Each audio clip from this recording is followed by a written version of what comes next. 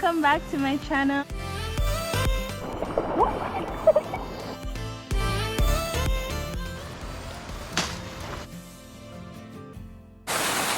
Hey guys, welcome back to my channel. For today's video, I'll be taking you guys on a hike on a historical coffee plantation, which is just a few minutes away from the area that I live in. It's actually my second time going here, so I hope you really appreciate it, because I had to go and do this hike to learn all the information just so that I could come back and share it with you guys. So I hope you enjoyed the video. Remember to hit the like button, share and subscribe. Thank you.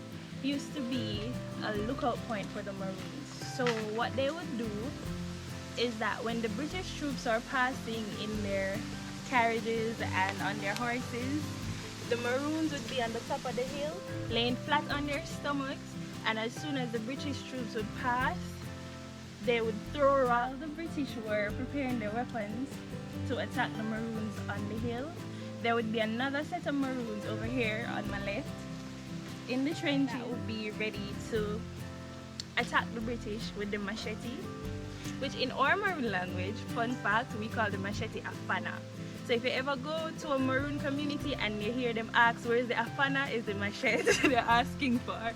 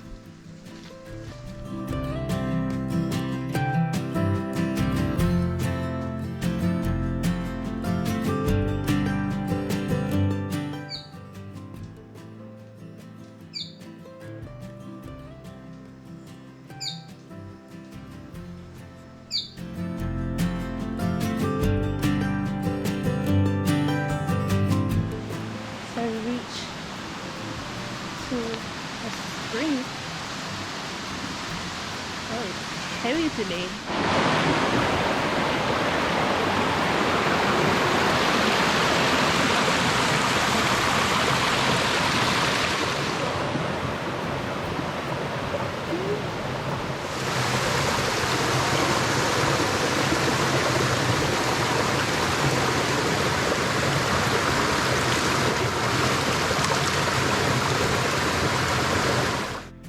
Why it looks so bright by camera?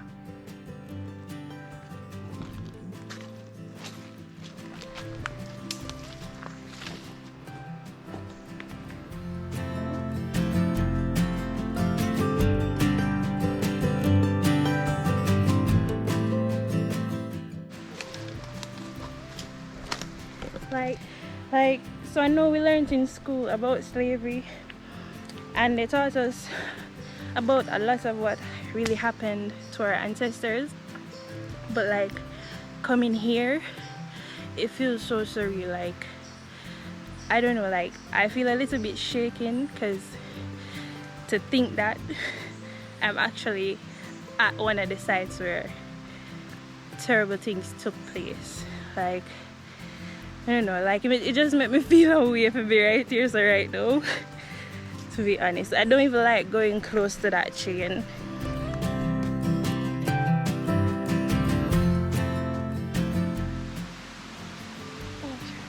And try to regroup, because this just made me feel really emotional.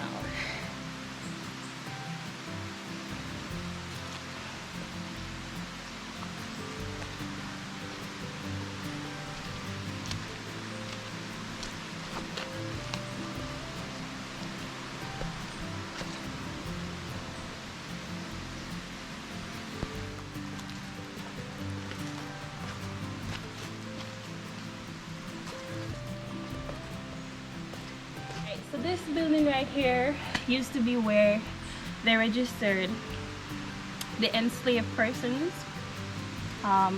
So after they did their trade, they would take them here where they would brand them with whatever symbol or logo that they would use. So in case one of the enslaved persons ran away to another plantation, they would have that mark on them to say, oh, this is my property.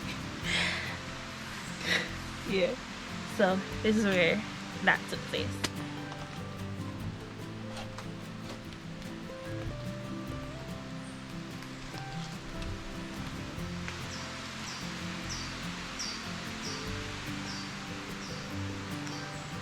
So these basins here are where they used to put the coffee inside. I don't remember the exact name of the area, but they would put the coffee inside with a lot of water, and the ones that floated on top of the water, they would take them off and put them to dry and use them for seedlings. The ones that sunk to the bottom, then those were the ones that they would use.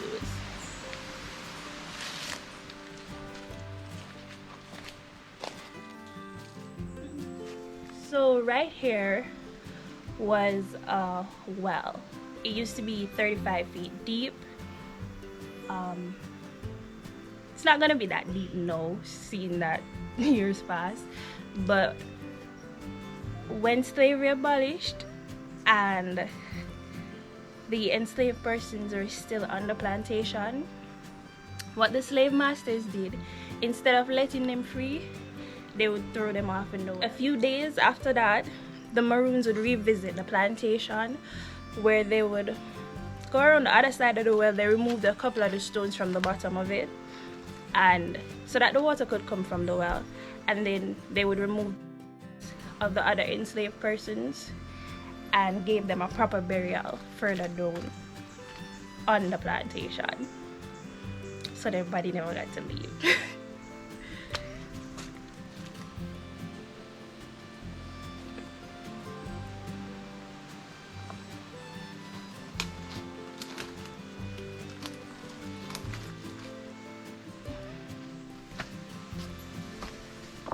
Okay, so this is where the water was. This is a well.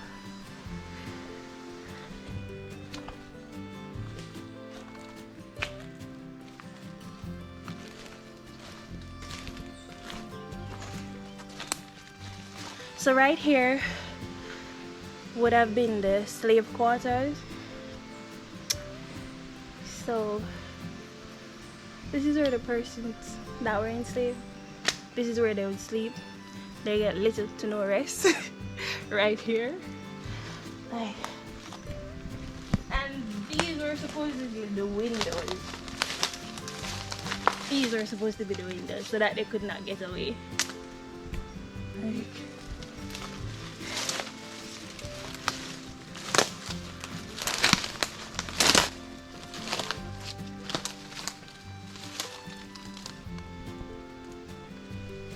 I hope you really appreciate this video, because it's really taking a lot from me, a lot out of me to enter these buildings, but I'm going to do so that you guys can see the insides and what it kind of looks like, or have an idea of what it looks like.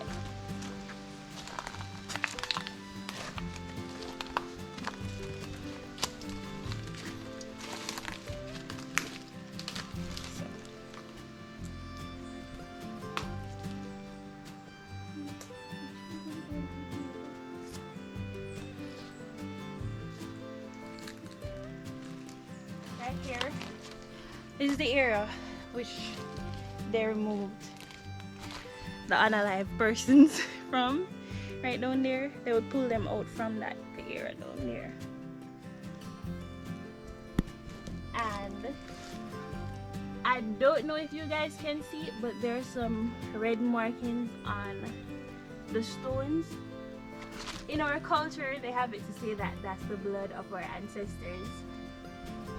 I don't know how true is that, but that's how we go by. And right here was the bell tower. So it had a giant bell on the inside.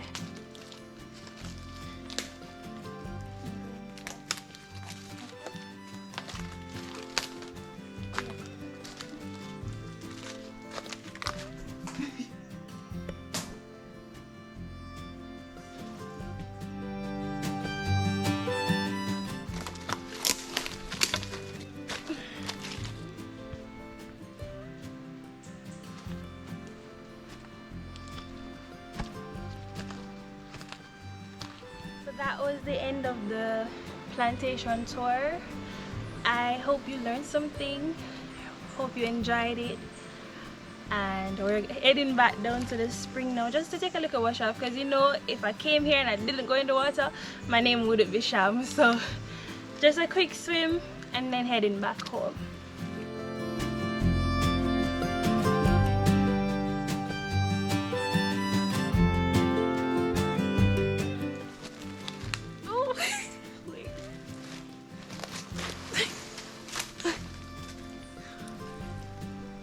Can't.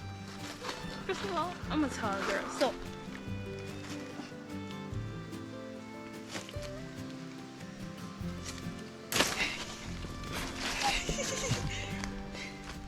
I have to step on tip of toes. Look at this.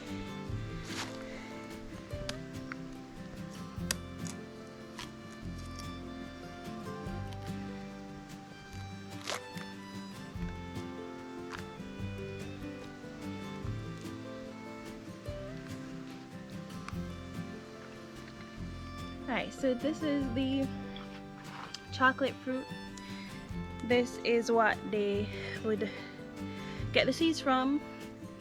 Then they dry the seeds and they would ground them after they dry them, and that's how they get the cocoa or the chocolate. We use it to make tea. My grandmother used to always pound them and roll them in little chocolate balls, put in the fridge, and then we'll make tea. We just put the ball in the pot and boil it. And it's the best chocolate tea ever. No packed chocolate can compare. This has like a very tangy taste, almost like passion fruit, but like with a twist, not that tangy. And the seeds, they have like a velvet feeling on your tongue, so, and it's very delicious. Like, trust me, wish I could take home some, but only find one. Fun fact is, the Maroons used to use these vines as a form of communication. So when they were planning their ambush, what they would do is that they would tug on the vines just to let them know that the British are near or it's time to attack or whatever. So all they do is tug on it, and further out they would see the movements.